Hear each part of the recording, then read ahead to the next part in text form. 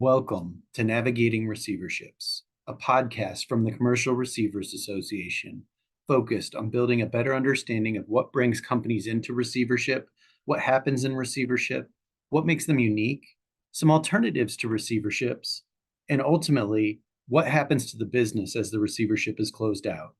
I'm one of your hosts, Eric Morcheski, CRA board member and CEO of Nimble Strategies. This afternoon, we're working on another podcast for the Commercial Receivers Association, and I have an esteemed guest with me here today. Go ahead and state your name for all the listeners out there.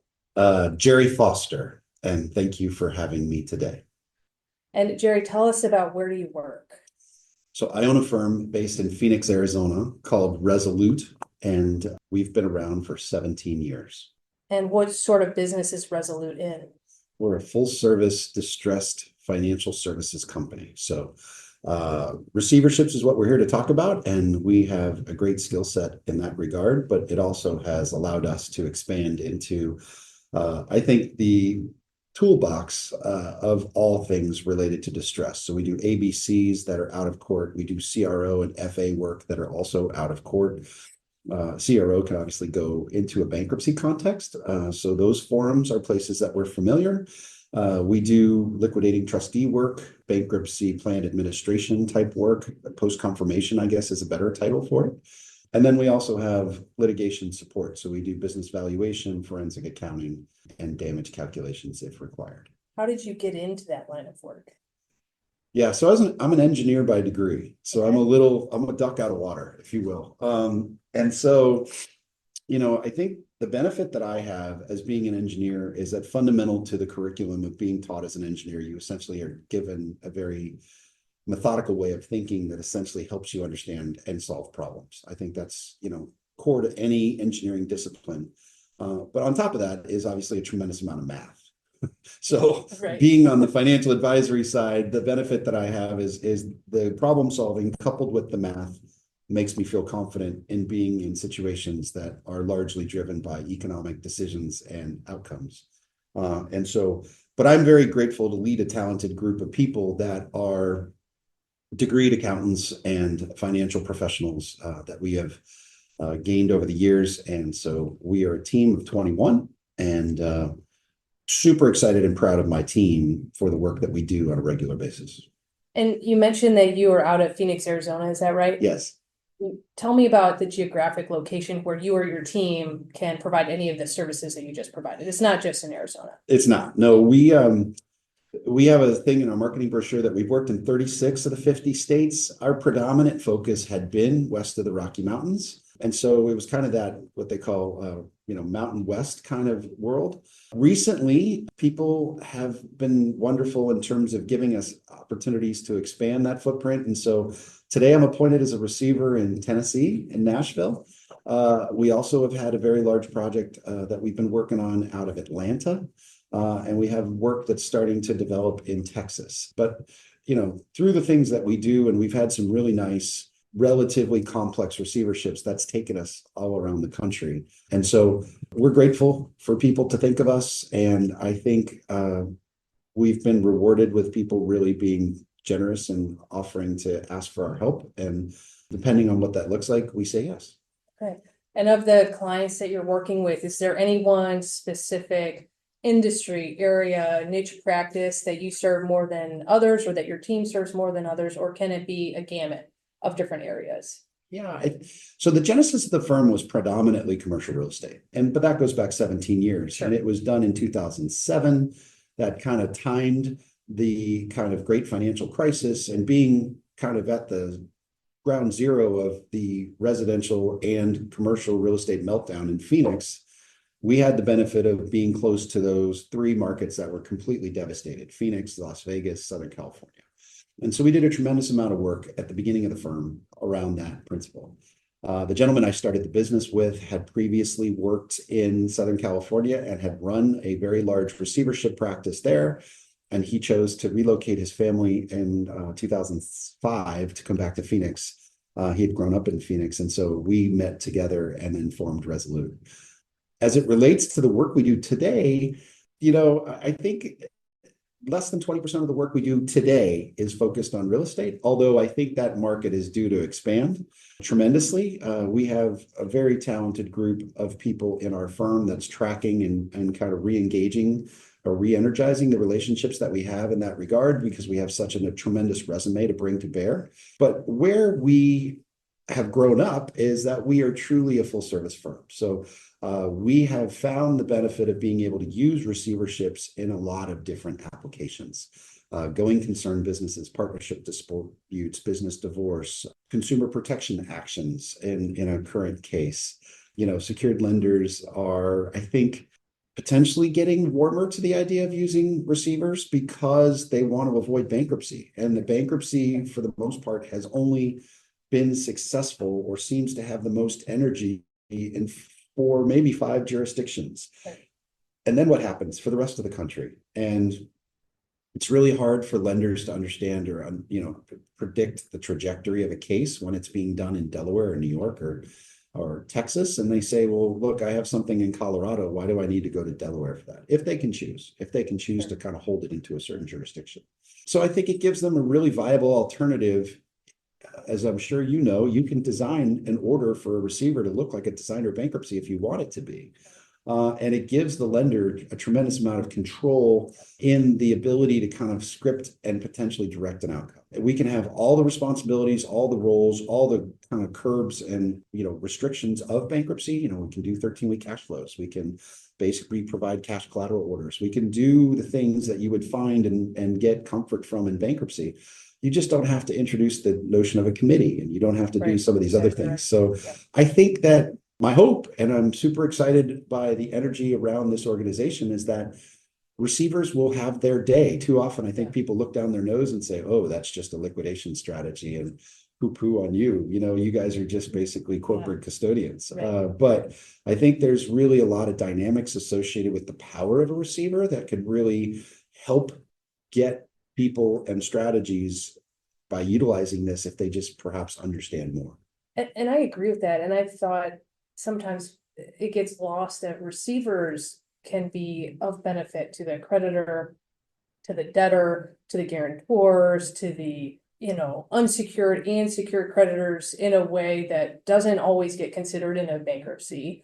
And certainly in states where, like in Missouri, for example, where I hail from, there's a non-judicial foreclosure, and you can foreclose on a property in 21 days. And I look at receiverships that come in and liquidate the property, if that's what the receivership is there for, and get so much more for the asset than you would ever see. And I'm wondering in what you're doing, if you're seeing some of those benefits, and I think you just touched on them a little bit, of a receivership that you're just by function or procedure are not going to see, or maybe folks aren't even thinking of when you're in a bankruptcy situation or even an ABC or something like that. Yeah, I mean, to use your analogy of real estate and take it maybe a step farther, one place that I think a receiver is really excellent is where if you have a partially completed construction project and essentially the borrower has run out of cash or they won't continue to add equity to the equation, but you have a building that's basically hanging out there in some kind of partially completed state, but the lender wants to try to drive it towards the ability to preserve the construction that's been done, but they don't feel comfortable giving a blank check to the borrower to allow them to hope and pray that they're going to apply those dollars in the places that needs to go. So to me, the biggest principle of a receivership is that it is a vote of no confidence on the existing principles or direction of a company. And so with that principle applied and with the opportunity for a lender to say, look, we're committed to this project, at least to get it to a gray shell so that it's marketable, they can fund that through the receivership. And then they know very transparently how and where those dollars are going to be applied for the benefit of the asset. And that's really the goal of any receiver is, look, we are independent, we work for the court, but ultimately the North Star is what's in the best interest of the asset. What's in the best interest of the enterprise? How do we ultimately gain the maximum recovery for the stakeholders?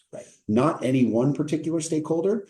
And in certain circumstances, potentially the equity is out of the money. And so you truly are only working for the secured lender, but that may not always be the case. We've found situations under which we've created a waterfall that actually provides money back, not just to secured lenders, but to trade vendors, any kind of unsecured creditors, taxing authorities, Mhm. employees, Yep. and then distributed to equity after that. So, Yep. I mean, Yep. it doesn't, again, I go back to the opportunity for a receiver to be helpful is when you have a question about the integrity or the behavior, or perhaps the opportunity for there to be a cooperative relationship Yeah. with the principal Yeah. now that there's an identified problem with the asset or the enterprise. Yeah. And so if you believe that somehow that's been compromised or there's not an opportunity to repair, then this is an excellent solution Right. because you're essentially making a vote of no confidence Right. against that principle. Right. While preserving as much value as you can. Correct. Yeah, or not allowing further deterioration of Exactly. anything. Right, right. Direct or indirect creation of value. Yeah, absolutely agree. So you mentioned that you have been in business for 17 years, is that Yes. right? Yep. So tell me about over the course of the 17 years, what are some of the situations that you've seen in your line as a receiver or as somebody who's coming into a situation of the examples that you gave previously? Yeah. Again, you know, the fun part about the business we do is that you never know what the next phone call looks like. Without a lot of detail, because it's Sure. still ongoing, I have been recently appointed as a receiver over a failed fertility practice that today I am in possession of 1,300 embryos that economically doesn't carry a huge value, but from the standpoint of consumer safety and doing the right thing for a lot of families who are essentially in the center of this, the state attorney general's office motioned for the appointment of a receiver, and I was grateful to get the phone call. So that's a story yet to be told. Yeah. But we're making a lot of progress there, and I think we're doing it with the idea that our first thought and only thought is what's in the best interest of the patients, and in their how do we preserve and ensure that their genetic material allows their story to continue, even though there's a bad actor and some of these other things that are alleged. So that's one thing I can highlight. Going back on my history, you know, we've done everything from sell partial interests of professional sports teams to that was a part of a bundle of collateral for an individual. This story is relatively interesting. And he, even after the work we did, I want to say with him, unfortunately, he probably doesn't see it as a partnership. The gentleman's name is Reggie Fowler, and he owned a company called Spiral, and it's the longest receivership we've ever had. He was at one time being promoted to be a full owner as a minority of a professional football franchise, and he was trying to become the owner of the Minnesota Vikings. Wow. Okay. And so the NFL had gotten behind him and ultimately kind of worked very hard to promote what they thought was in everyone's best interest, this African-American gentleman who was a very successful businessman at the time, to basically assume the title of a primary owner of an NFL franchise. And so the small problem that he had is that he lied on his application for the approval with the NFL. And he put that he essentially played NFL football. And by all accounts, if you look at the gentleman, he fit the role, and he was a high school athlete of much acclaim in Arizona, and he had gone on to play college football, and he got invited to the Cincinnati Bengals training camp. But he did not make the 64-man roster. And so I guess that worked against him. And so therefore, the NFL had to basically clean up its act and kind of work behind once the vote didn't go in his favor. And they brought in the Wilfs, who are today the owners. So if you advance the story, he had to basically mortgage all of the businesses that he had to be able to provide the equity check for his minority interest in the sports franchise. Yeah. And so he had 110 different LLCs underneath Spiral, and everything in there was manufacturing to car washes to gas stations to aviation, private jets, as well as an aviation company. We had cattle ranches. We had flight simulators that were located on naval air stations. We had businesses that were used to help part and kit things that are happening in kind of the commercial airline space. 110 different LLCs underneath all of this. He had a children's amusement park in Phoenix. He had a variety of commercial real estate. This individual never said no. Sure. And Clearly. he completely over-levered it. And then comes the great financial crisis. And his investment in the partnership for the Minnesota Vikings happened before this started. Okay. And then subsequently after that, the businesses started to stumble and he could not keep up with the debt service as it basically the cash flow wasn't there. Right. So we got appointed by a conglomerate of 3 lenders to basically come in. He owed $80 million of total debt.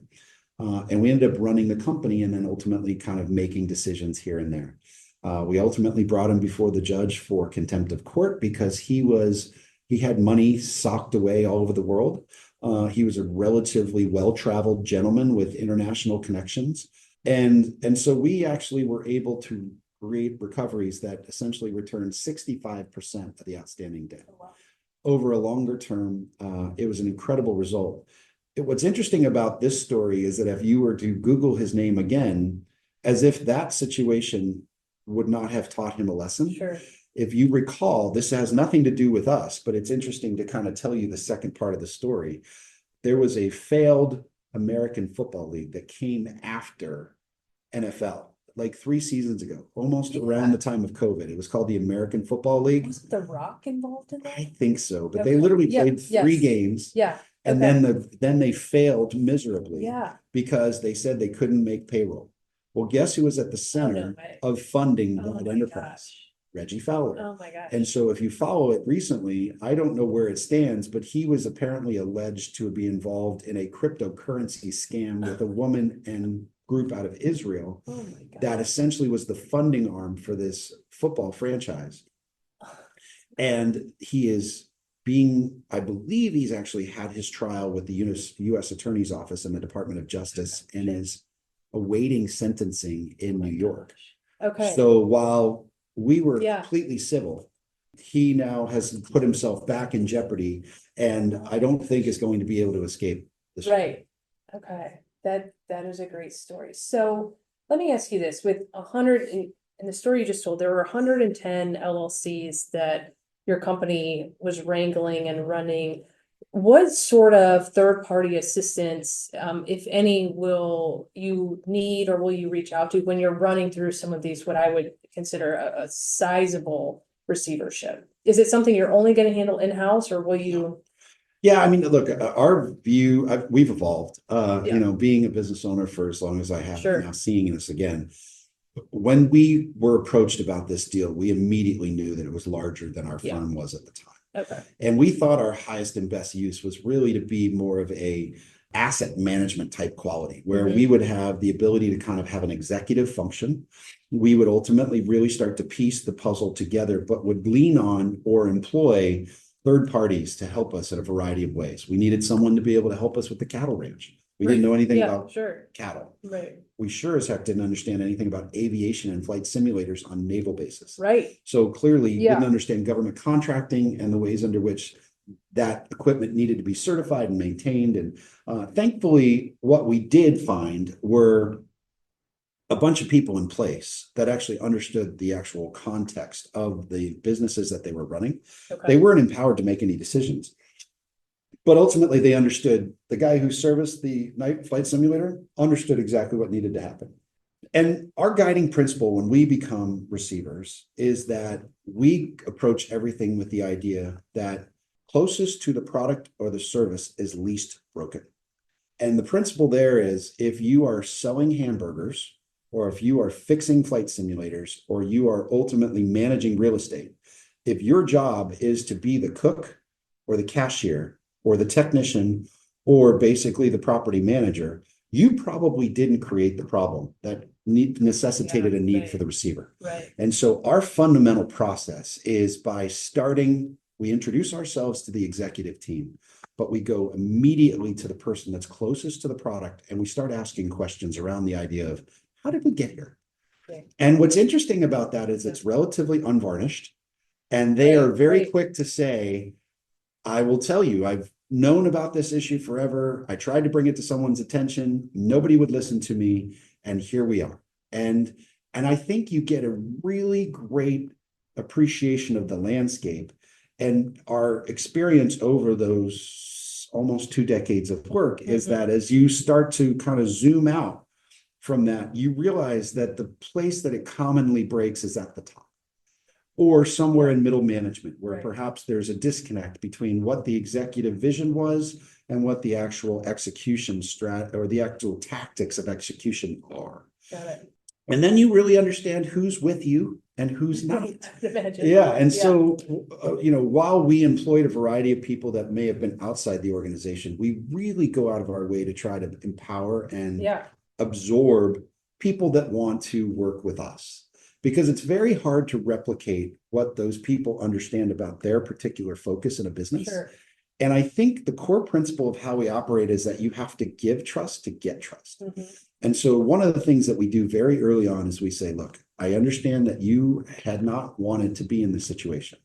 This is a career that I chose. The chaos involved here is something that we ultimately know how to deal with. Right. And we're asking for your confidence and faith in us that we will treat you fairly. Every day you work, you will be paid. We will tell you if there's a challenge. You will ultimately understand how and why we do the things that we do, because we're going to over communicate with you. Yeah.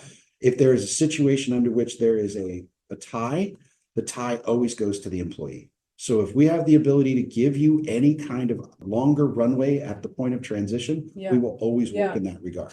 And those are the types of things that we do to kind of settle the nerves of a situation under which you are thrust into something. And for the rank and file employee, they had no knowledge it was coming. Right. And all of a sudden, who is this guy and why? And then the gossip thing goes crazy. Through my hallways. So we usually pull a town hall together Yeah. after I've had the benefit of introducing myself to the people, and we work our way through that. But within the first week, we pull a town hall together. We introduce ourselves. I introduce my team, and I tell them very clearly why I'm there and how did I get here. Yeah. And I field questions from them, what is the future? Unfortunately, I don't know, but I mean, we're going to give it a go. Right. Or the lender is in full support of making this a going concern.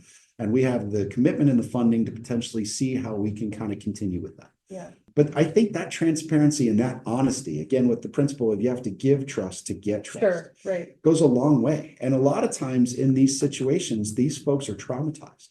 And they had not had the benefit of understanding truly what was happening at the company, or they were reassured, everything's fine, don't worry about it, go back and do your job.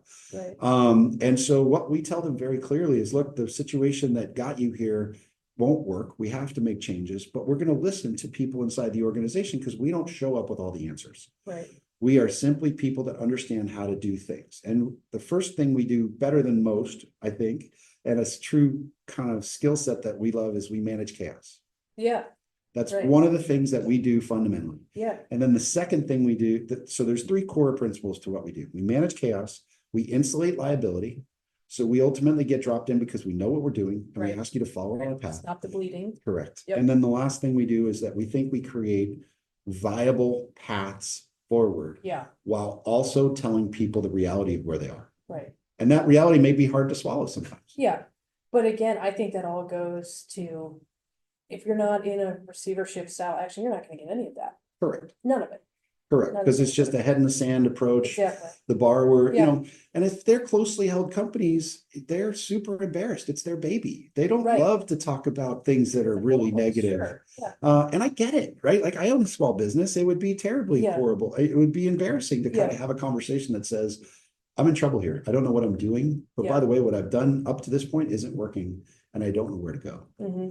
That's what's also interesting about the contrast with receivership versus some of these other things, is that it is an external prompt, right? It does have to be nudged along by the secured lender. Right. Yep. And so sometimes people as owners come in kicking and screaming, but we have examples under which we've actually returned the business back to them.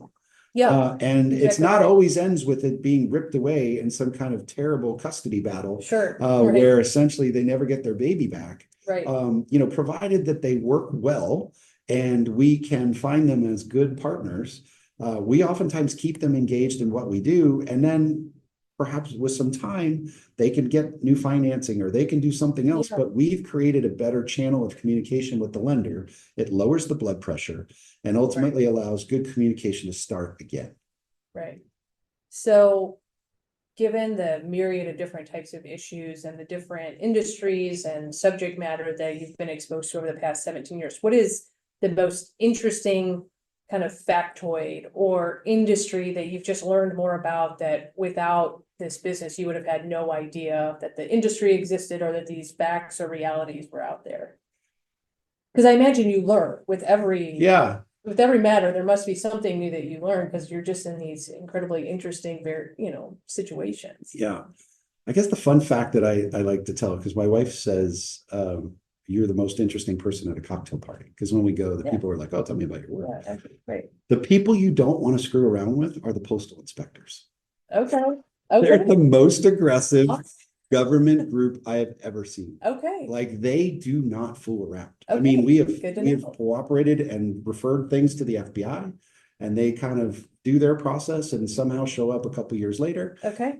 We have worked with the IRS, and I mean, they're years to act. Yeah. We've worked with state agencies and authorities. Sure. The postal inspector doesn't get enough credit because everybody thinks of Cliff Clavin from Cheers. Right. And I'm here to tell you they are the Navy SEALs of that's great federal enforcement. They do not fool around. And if they think that there's been an infringement that involves their group, they are extremely quick to act. Okay. And they are diligent in their review, and they're a group that is impressive. Okay.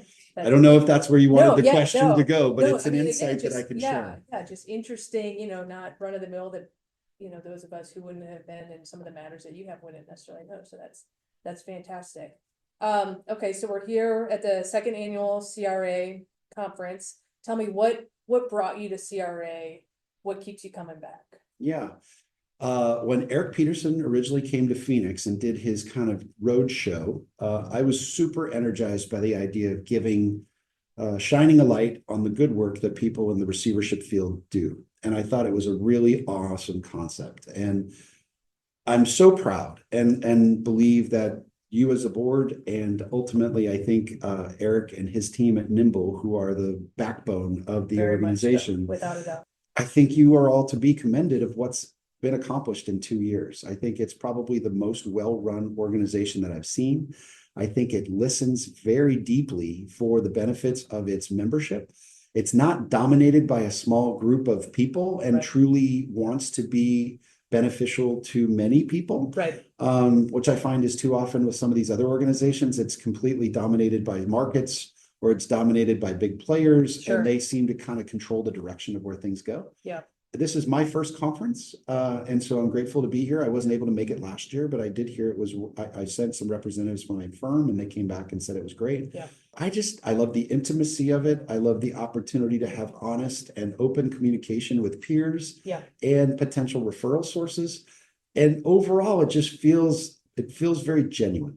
Yep. And there isn't a lot of pomp and circumstance around it. There is a spirit of collaboration and an interest in wanting to tell the good stories of the work that's being done around the country from a variety of different perspectives, with the common goal that this is a absolutely legitimate insolvency technique that deserves more attention.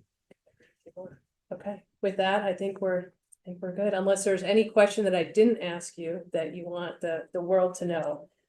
I'm fine. Thank you so much. Yep. Thank you for your time. Yeah, I appreciate you inviting me. Thank you for joining Navigating Receiverships, brought to you by the Commercial Receivers Association. Find more information at commercialreceiver.org and catch every Navigating Receiverships podcast by subscribing through your favorite platform today.